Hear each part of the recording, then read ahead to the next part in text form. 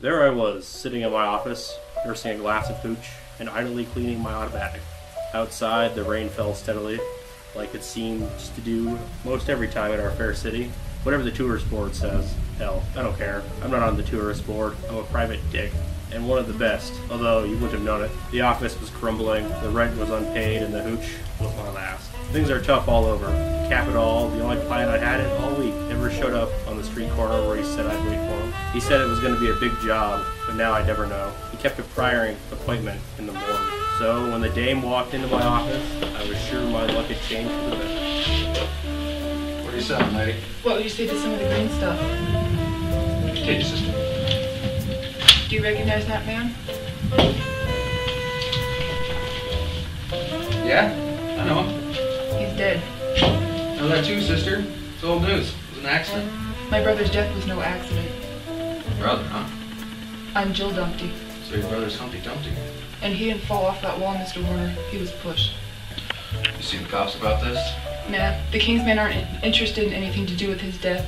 They said they did all they could in trying to put him back together again after the fall. So what's it to you? Why do you need me? I want you to find the killer, Mr. Horner. I want him brought to justice. I want him to fry like an egg. Oh, and one other little thing. Before Humpty died, he had a small manila envelope full of medical photos he was supposed to be giving me. I'm a trainee nurse, and I need them to pass my finals. I'll take the case. $75 a day, $200 for results. You get another $200 if you get me those photos. I want to be a nurse real bad. Hey, sister. This came into some money. How about I take you out to dinner? I do have a few provisions. Find my brother's killer first, Mr. Horner. Then we can play. It might still have been raining, but I didn't notice. I didn't care.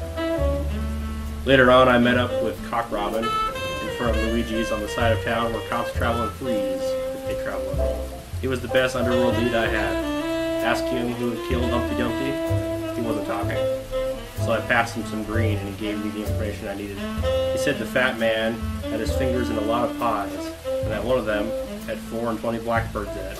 I asked him what he meant, but before he could answer, bam, he was dead, an arrow in his back. I ended up getting stuck by the King's men in an interview with the head of the department, Sergeant O'Grady. I insisted that I had nothing to do with Cock Robin's death. Sergeant O'Grady told me I was still a suspect and I had to stay in town. As I was about to leave, she added that Humpty's death was an accident. That's what the coroner said, and that I needed to drop the case. I thought about it, then the dame and the money, no dice. This case was too good to drop.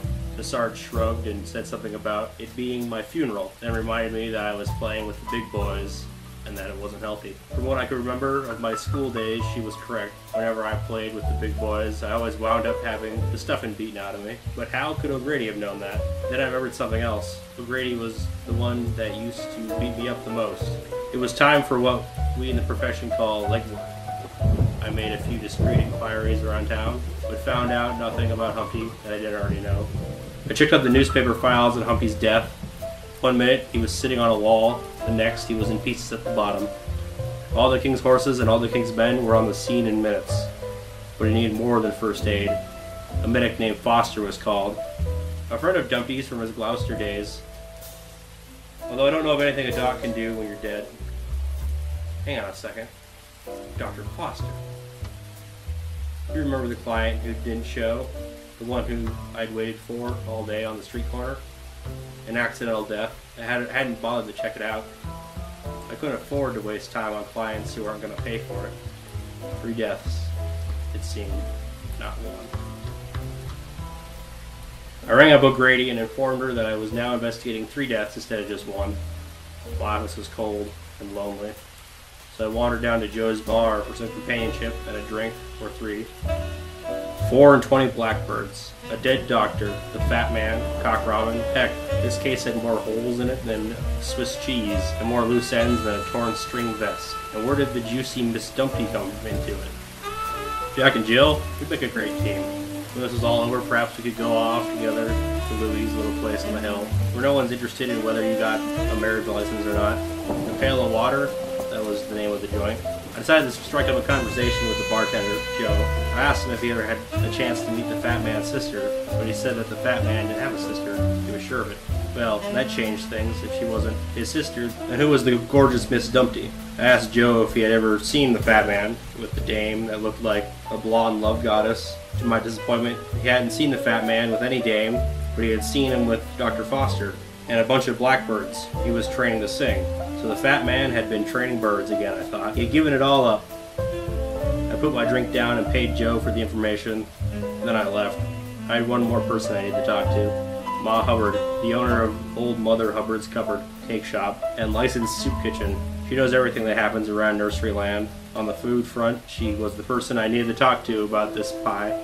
After a little coaxing, I got her to tell me about the pie with 420 blackbirds in it.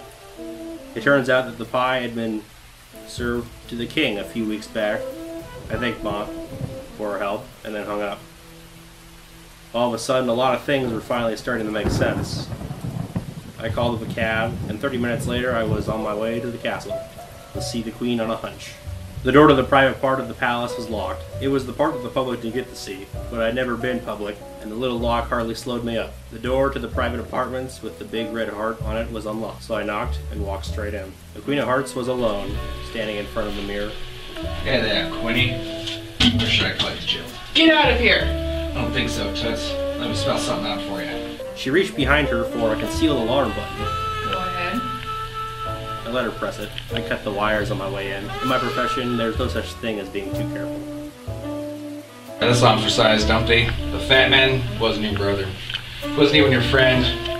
Fact is, he was blackmailing you. He knew all about your nose. See, I've known the fat man for many years, and many years ago, he had a lucrative concern for training animals and birds to do unsavory things. That got me thinking. I had a client recently who didn't show due to his having been stiffed first. Dr. Foster of Gloucester, the plastic surgeon. The official version of his death was that he sat too close to the fire and melted. But just suppose he was killed to stop him from telling something that he knew. I put two and two together and hit the jackpot.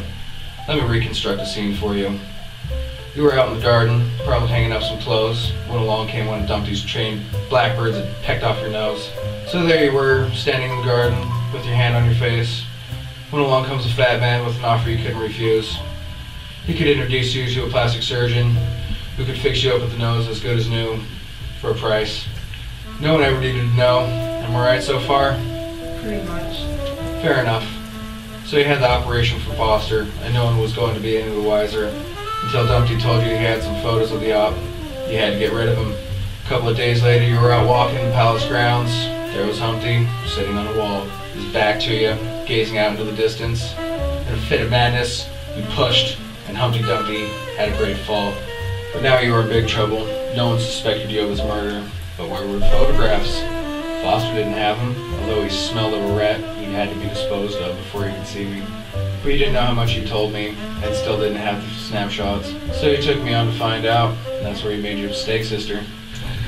You won't turn me in, will you? Sister, you tried to frame me this afternoon. I don't take kindly to that. Perhaps we could come to some sort of arrangement?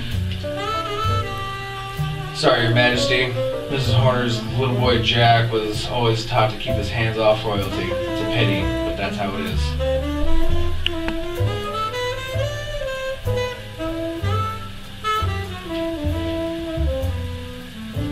Put that gun down, Your Majesty. I'm sorry I suspected you, Horner. You're lucky I did, though. Sure, in Bagora. I had you trailed here. Overheard the whole thing. Alright, Sarge. Thanks for stopping by. But I hadn't finished my explanation. You'll take a seat, I'll wrap it up.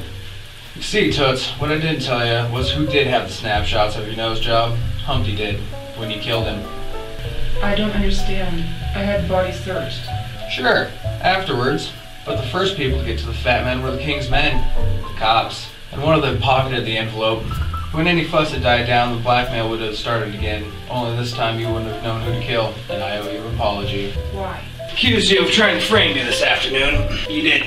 That arrow was property of a girl who was the best archer in my school. Should have recognized that the distinctive fletching belonged to Sparrow O'Grady.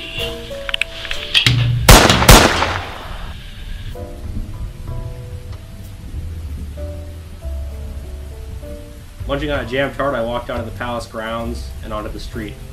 I paused by a trash can to try and burn the manila envelope with the photographs. I had pulled from O'Grady's pocket as I walked past, but it was raining so hard they wouldn't catch. When I got back to my office, I phoned the tourist board to complain. They said the rain was good for the farmers, and I told them what they could do with it.